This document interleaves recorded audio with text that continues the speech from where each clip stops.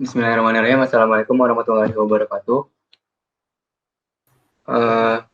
Di sini kami akan menjelaskan presentasi kami yang membahas encryption standar algoritma, yaitu AES, DES, dan Triple DES.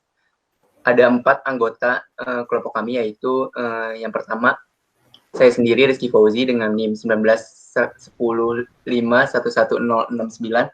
Kemudian ada saya dengan NIM 19105111021. Selanjutnya saya 1910511070 atas nama Ibu Tega Suwartana. Dan saya Zulfan Reza Maulana dengan NIM 19105111075. Selanjutnya akan dipresentasikan oleh Putu Fikola. Pertama ada data encryption standar atau DES. Apa itu DES? DES ini termasuk ke dalam kriptografi simetri yang tergolong jenis cipherblock. DES ini beroperasi pada ukuran blok 64 bit. DES mengenkripsikan 64 bit plaintext menjadi 64 bit ciphertext dengan menggunakan 56 bit kunci internal atau upakunci. Kunci internal ini dibangkitkan dari kunci eksternal yang panjangnya 64 bit. Next. Algoritma DES ini bisa ditunjukkan seperti gambar di samping. Ini gambaran besarnya. Skema global atau metode algoritma DES dimulai blok plaintext dilakukan permutasi sebanyak 16 kali untuk menghasilkan ciphertext. Dimulai dari inputan user berupa blok plaintext dilakukan permutasi dengan matriks permutasi awal atau initial permutation atau IP. Kemudian hasil dari permutasi awal ini akan di-enchiffering sebanyak 16 kali putaran. Putaran pada proses enchiffering ini akan menggunakan kunci internal yang berbeda-beda, yang nantinya hasil enchiffering dilakukan permutasi lagi dengan matriks permutasi balikan atau inverse initial permutation atau IP-1 menjadi blok ciphertext. Next. Terus dalam cara kerja DES ini, jika diperjelas lagi, akan tampil seperti gambar di samping. Dimulai dari input plaintext yang memiliki ukuran 64 bit, akan dipermutasikan dengan tabel inisial permutasi. Lalu hasilnya akan menjadi sebesar 56 bit. Hasil ini akan dibagi menjadi 2 bagian, yaitu L left dan R right, yang masing-masing panjangnya akan sebesar 28 bit. Untuk setiap putaran akan menggunakan kunci internal yang berbeda-beda, seterusnya hingga putaran ke-16. Setelah putaran ke-16 akan dipermutasikan lagi dengan tabel permutasi akhir yang akan menghasilkan ciphertext. Next. Berikut merupakan skema dari pembangkitan kunci internal. Input kunci eksternal sebesar 64 bit ini dihasilkan dari pengguna. Kemudian akan diubah ke dalam bentuk heksagonal. Hex. Kemudian akan diacak atau dikompresi menggunakan tabel permutasi PC1 untuk menghasilkan C0 dan D0 dengan panjang masing-masing 28 bit. Lalu bit tiap C dan D ini akan digeser ke kiri sepanjang aturan yang berada dalam tabel kunci pergeseran. Kalau di gambar ini left shift. Nah, selanjutnya bit dari C dan D ini akan digabungkan kembali lalu dipermutasikan dengan tabel permutasi PC2 sehingga akan menghasilkan kunci internal 1. Skema ini akan terus berlanjut hingga menemukan kunci internal ke-16 yang diperlukan dalam proses enchiffering jaringan Vistel. Next. Berikut merupakan tabel dari kunci internal atau C1. Next. Ini tadi juga tabel dari kunci pergeseran untuk menghasilkan kunci internal. Next. Berikut juga merupakan tabel kunci pergeseran PC2. Next. Selanjutnya, dalam fungsi F dalam N-spring ini terdapat blok F, yaitu N-spring atau komputasi fungsi F. Pada jaringan Vistal ini, fungsi ini terdiri dari R1 yang berukuran 32 bit dari hasil sekali putaran jaringan Vistal.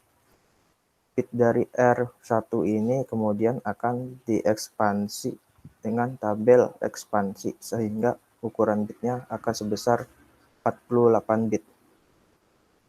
Kemudian hasilnya akan dioperasikan dengan XOR dengan kunci internal yang tadi sudah kita buat, sehingga akan menghasilkan blok A yang berukuran 48 bit. Blok A ini akan dibagi menjadi 6 bagian bit. Setiap 6 bit ini akan disubstitusikan dengan matriks substitusi S-box. Ya, dari 6 bit pertama dengan Xbox 1 hingga 6 bit terakhir, S-box 8 yang akan menghasilkan 4 bit dari yang awalnya 6 bit. Ini akan disebut sebagai blok B hasilnya ya. Jadi blok B. Kemudian blok B ini akan dipermutasi lagi dengan tabel P-box yang kemudian hasil dari permutasi blok B ini dilakukan operasi XOR dengan bit kiri -1 dengan putaran sebelumnya untuk menemukan bit dari kanan putaran yang sekarang. Next. Berikut merupakan matriks ekspansi. Next. Berikut merupakan tabel dari P-box. Next. Ini merupakan tabel dari permutasi akhir. Next. Selanjutnya adalah implementasi hardware dan software dari DES. Jadi DES itu sudah diimplementasikan dalam bentuk perangkat keras. Terus yang kedua, dalam bentuk perangkat keras, DES diimplementasikan di dalam chip. Nah, setiap detik chip ini dapat mengenkripsi 16,8 juta blok atau 1 gigabit per detik. Dan yang terakhir yaitu adalah implementasi DES ke dalam perangkat lunak dapat melakukan enskripsi 32.000 blok per detik, yaitu pada komputer mainframe dari IBM 3090. Nah, keamanan dari DES. Nah, dari DES ini memiliki keamanan yaitu panjang kuncinya sebesar 56 bit, yang berarti akan terdapat 2 pangkat 56 atau setara dengan 72.037.594.037.927.936 kemungkinan dari kunci. Terus untuk jumlah putaran dari penelitian seperti yang sudah dijelaskan oleh Vikola, jadi putarannya yaitu kurang dari 16. Nah, itu ternyata dapat dipecahkan dengan non-plain text attack, lebih mangkus daripada dengan brute force attack. Nah, berdasarkan dari kelemahan-kelemahan tadi di algoritma DES, salah satunya adalah serangan dari algoritma brute force attack, maka para peneliti mulai mengembangkan algoritma keamanan, yaitu adalah Triple Data Encryption Standard atau Triple DEX. Nah, apa itu algoritma Triple DEX? Nah, ternyata algoritma Triple DEX ini hampir sama kayak DES, yaitu termasuk dalam algoritma simetris pada kriptografi. Nah, dan ini adalah pengembangan dari algoritma DES, yaitu adalah mengatasi serangan brute force attack. Jadi serangan brute force attack ini adalah menyerang algoritma DES. Dan waktu itu peneliti juga mengembangkan yaitu dengan menambahkannya dengan nama algoritma double DES sebelum algoritma triple DES. Dan ternyata algoritma double DES ini juga lemah terhadap serangan dari meet in the middle attack. Dan yang selanjutnya adalah algoritma triple DES ini memiliki panjang kunci sebesar 168 bit atau sekitar 3 kalinya kunci dari DES. Nah, ini adalah kunci-kunci dari algoritma triple DES. Ada 2 kunci dari algoritma triple dash, yaitu tipe 2 kunci dan tipe 3 kunci. Nah, untuk tipe 2 kunci, K1 sama K2 itu saling bebas atau tidak sama, dan nilai K3 sama dengan K1. Jadi kalau kita lihat dari gambar, untuk prosesnya, untuk proses pertama, kita menggunakan kunci yang pertama, lalu proses kedua menggunakan kunci kedua, dan proses ketiga, karena kuncinya sama dengan K1, berarti kita menggunakan kunci K1, dan menghasilkan ciphertext. Selanjutnya untuk tipe kunci yang menggunakan 3 kunci, yaitu K1, K2, dan K3 saling bebas, dan K3 saling bebas dengan K1 atau tidak sama. Nah, dari gambar dapat kita lihat pesan yang dimasukkan pada proses pertama akan dioperasikan dengan kunci 1, lalu hasilnya dioperasikan dengan kunci 2, dan yang terakhir dengan kunci 3. Next. Nah, ini adalah cara kerja algoritma triple dash. Untuk algoritma triple dash ada 2 cara kerja, yaitu proses enskripsi dan deskripsi. Nah, untuk yang pertama akan dijelaskan proses enkripsi. Dari proses enkripsi, itu pada tahap 1, data awal plain text itu memasuki algoritma triple dash dan dioperasikan dengan kunci 1. Nah, selanjutnya di dalam tahap 1 ini kita menggunakan algoritma dash untuk pengacakan kuncinya, dan hasil dari proses tersebut akan menjadi hasil enskripsi pada tahap 1. Jadi kalau kita lihat di gambar yang di atas, plain text pada saat memasuki tahap 1, kita lihat dia dioperasikan dengan kunci 1 dengan proses enkripsi. Lalu hasilnya yang X, nah hasil X ini akan masuk pada tahap 2. Jadi X ini selanjutnya dioperasikan dengan kunci 2 dengan cara dideskripsikan. Lalu hasil dari proses tersebut, yaitu Y, kita enskripsikan dengan kunci ketiga, sehingga menghasilkan sebuah ciphertext. Jadi pada proses enskripsi ini, pada tahap 1 kita enskripsikan, tahap kedua kita deskripsikan, dan yang tahap terakhir adalah kita enskripsikan kembali, sehingga menghasilkan sebuah ciphertext. Selanjutnya proses deskripsi. Nah, proses deskripsi ini hampir sama dengan proses enskripsi. Cuman yang membedakan adalah proses deskripsi adalah proses kebalikannya. Nah, kita langsung lihat di gambar. Jadi pada tahap 1, ciphertext ini memasuki pada tahap pertama. Sedangkan dari proses enskripsi kan kita menggunakan kunci yang pertama untuk di tahap 1. Sedangkan di deskripsi kita menggunakan kunci yang ketiga. Dan juga prosesnya berkebalikan. Di deskripsi ini prosesnya itu dideskripsikan. Jadi ciphertext akan dideskripsikan dan menggunakan algoritma dash yang dioperasikan dengan kunci ketiga. Selanjutnya hasilnya yang berupa Y ini akan masuk ke tahap 2. Di tahap 2 ini akan dienskripsikan dan prosesnya ini akan mengoperasikan dengan kunci yang kedua. Lalu hasilnya yaitu berupa X akan masuk ke tahap 3, tahap terakhir. Nah, di sini kita menggunakan operasi dari kunci 1.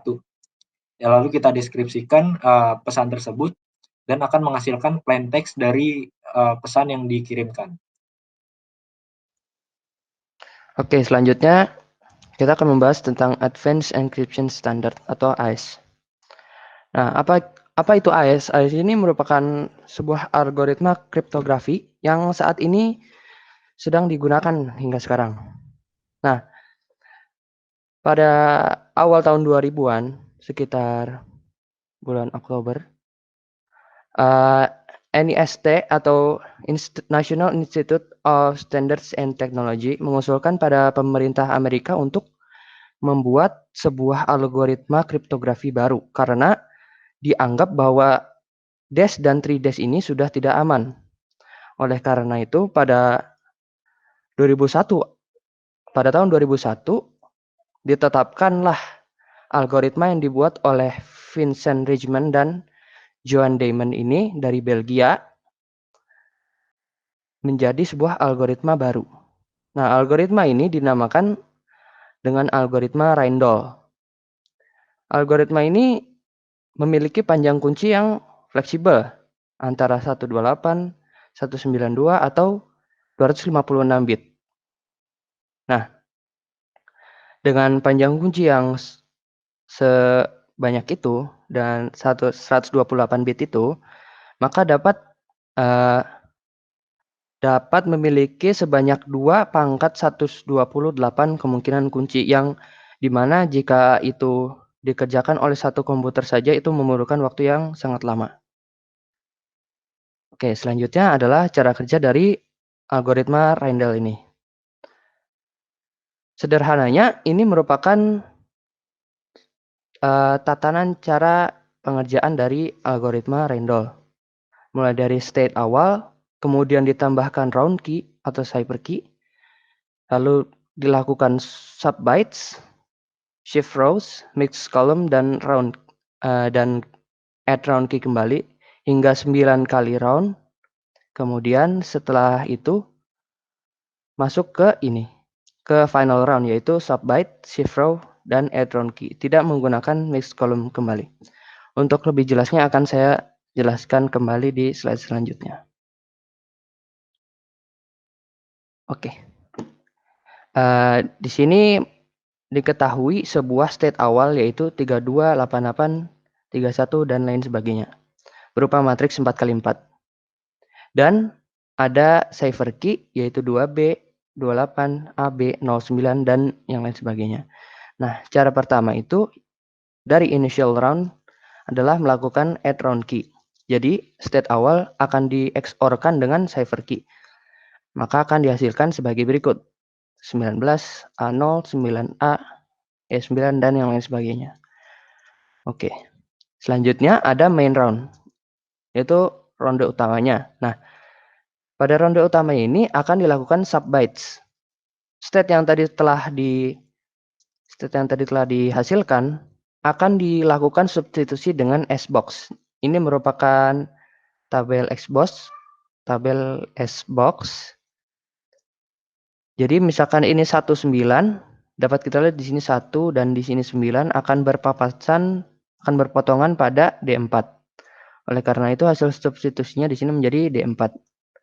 Kemudian A0, di sini A, dan di sini 0 akan berpapasan pada E0, dan yang lain sebagainya hingga selesai.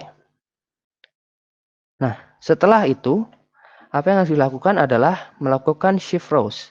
Shift rows ini yaitu menukar baris yang ada pada state sebelumnya.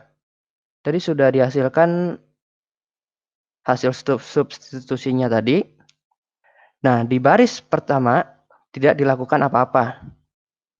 Sedangkan di baris kedua, yang awal ini akan dipindah ke belakang. 1 kali ke kolom kanan. Hingga menghasilkan seperti ini. Nah, sedangkan yang ini, baris ketiga, akan dipindah 2 ke sebelah kanan. Hingga menjadi seperti ini. Dan yang terakhir, baris keempat akan dilakukan 3 kali ke kolom kanan. Hingga menjadi seperti ini. Oke, selanjutnya ada mix column. Nah, di mix column ini masing-masing dari kolom akan dilakukan perkalian matriks dengan Randall-Galois field. Nah, ini tuh merupakan matriks yang sudah tetap ya. Jadi tidak dapat digantikan. Ini dikali dengan kolom pertama. Nih akan menghasilkan 04, 66, 81, dan E5. Nah, proses ini dilakukan hingga seluruh kolom terselesaikan akan menghasilkan sebagai berikut.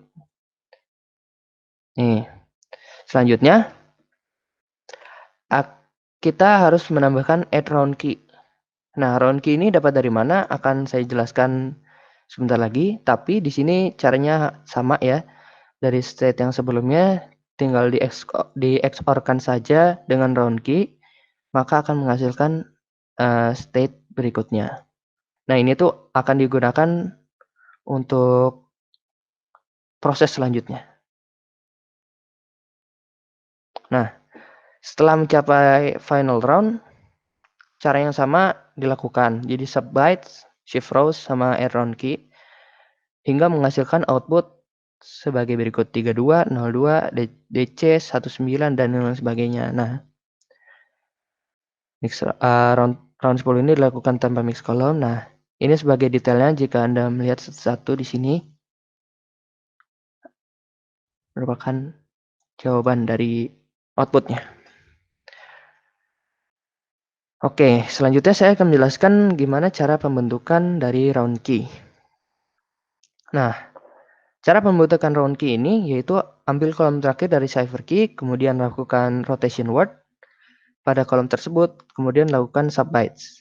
Setelah itu kolom pertama akan diakan dengan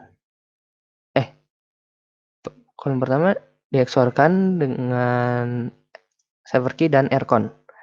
Nah, selanjutnya hasilnya ini merupakan kolom pertama untuk round key pertama. Untuk mencari kolom round key kedua untuk round key pertama, cukup lakukan XOR di kolom kedua cipher key hingga seluruh round key ini terisi penuh. Nah, untuk mencari round key kedua ini hanya mengulangi hasil dari yang step kedua, diulangi saja. Nah, untuk lebih jelasnya saya akan jelaskan. Ini adalah cipher key pertama ya. Nah, kita ambil kolom terakhir yaitu 09, CF, 4F, dan 3C ini. Kemudian lakukan rotation word. Nah, ini 09 ini ditaruh di paling bawah sehingga yang ini akan naik. Jadi seperti ini.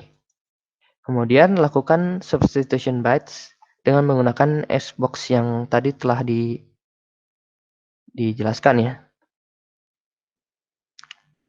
Nah, untuk selanjutnya lakukan operasi XOR terhadap kolom pertama cipher key, hasil kolom akhir cipher key dan rcon.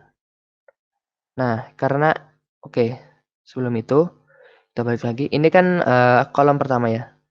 Ini akan dieksorkan dengan yang ini, dengan hasil yang ini. Kemudian dieksorkan lagi dengan ini, dengan rcon. Tergantung dari perputaran berapa, maka rcon-nya juga beda-beda. Nah, karena ini masih round pertama, maka rcon-nya adalah 01, 00, 00, 00 seperti yang ini. Nah, maka akan dihasilkan hasil akhirnya itu A0, FA, FE, dan 17. Kemudian langkah selanjutnya hanyalah mengulangi langkah sebelumnya hingga seluruh kolom selesai. Nah, jadi ini kolom kedua. Ini kolom kedua akan dieksorkan dengan hasil yang ini. Jadi 88, 54, 2C, P1. Kemudian kolom ketiga yaitu AB, F7, 15, dan 88 akan dieksorkan dengan yang ini. Dieksorkan saja hingga menjadi 23, A3, 39, dan 39. Kemudian untuk kolom keempat juga sama. Dieksorkan dengan yang ini. Yang ini dieksorkan menjadi 2A, 6C, 76, dan 05. Nah, setelah semuanya tercapai, maka akan dihasilkan round key 1, yaitu A0, 88, 23, 2A, dan lain sebagainya. Nah, untuk round key selanjutnya, kita hanya mengulangi langkah-langkah yang sebelumnya. Jadi, untuk round key kedua, caranya sama seperti yang tadi. Yaitu ini.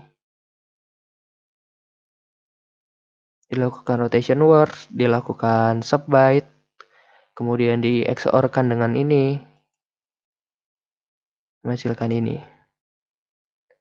Oke, sehingga sampai round key 10, hingga selesai.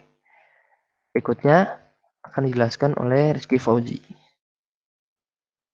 Baik, selanjutnya akan saya lanjutkan, yaitu membahas perbandingan antara ketiga algoritma yang telah kami bahas, yaitu algoritma AES, DES, dan Triple DES. Kalau dari segi aspek diciptakan, AES ini diciptakan oleh Vincent Richmond dan Joan Damon. sedangkan DES dan Triple DES diciptakan oleh IBM. AES diciptakan pada tahun 2001, untuk DES diciptakan pada tahun 1975, untuk Triple DES diciptakan pada tahun 1978. Panjang kunci yang dimiliki oleh algoritma AES itu bisa 128, 192, atau 256 bits. Untuk algoritma DES 64 bit, tetapi hanya 56 bit yang dipakai, 8 bit paritas tidak digunakan. Sedangkan algoritma Triple DES itu 168 bits untuk algoritma menggunakan 3 kunci, dan 112 bits untuk menggunakan algoritma 2 kunci. Selanjutnya dalam segi aspek rounds, untuk algoritma AES itu dapat dibentuk 10 rounds untuk 128 bits kunci, atau 12 rounds untuk 192 bits kunci, atau 14 rounds untuk 256 bits kunci. Sedangkan untuk algoritma DES itu dapat memiliki 16 rounds, sedangkan algoritma Triple DES itu dapat memiliki jumlah roundnya 48. Block size yang dimiliki oleh algoritma AES itu 128 bits, sedangkan DES dan Triple DES ada 64 bits. Resistensi cryptanalysis untuk algoritma AES itu kuat dalam melawan cryptanalysis diferensial, diferensial terpotong, linear, interpolasi, dan juga square attack. Untuk algoritma DES rentan terhadap cryptanalysis diferensial dan cryptanalysis linear, juga memiliki substitusi tabel substitusi yang lemah. Sedangkan algoritma Triple DES itu rentan terhadap cryptanalysis diferensial, dan juga penyerang brute force attack dapat menganalisis teks biasa menggunakan cryptanalysis diferensial. Untuk kecepatannya, yang paling cepat yaitu algoritma AES, kemudian disusul oleh algoritma DES, dan yang terakhir yang paling lambat yaitu algoritma Triple DES.